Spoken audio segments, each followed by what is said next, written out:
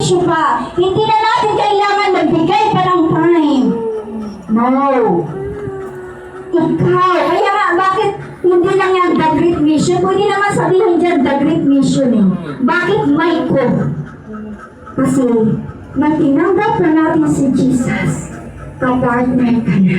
Amen. Amen. Palagpakan na natin ang ating Diyos.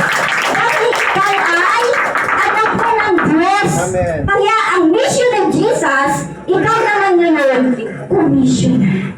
Kapartner, kaagapay, katulong. Yes, Na ngayon ng amen. Jesus. Partner ako ni Lord. So, ibig sabihin, the commission, dapat pa natin mainiwan si Jesus na pagbubilin. Amen? Pagbubilin, command, utos, at duty. Tutuhin ng bawat isa sa atin. Amen. Amen. Akala ko ba natin, nung simula na tinanggap natin si Jesus, pahayahay na lang tayo? Hindi po.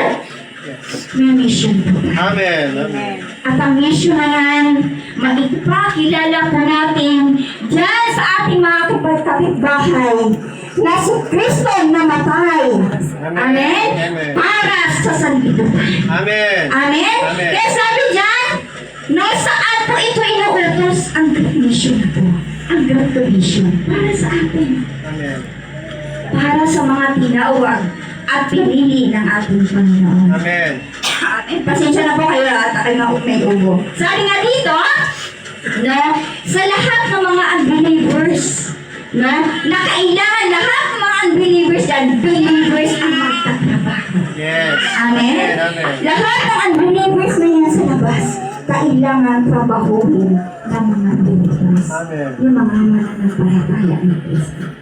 Kaya sabi nga dito mga kapatid, alin ang mas nauna?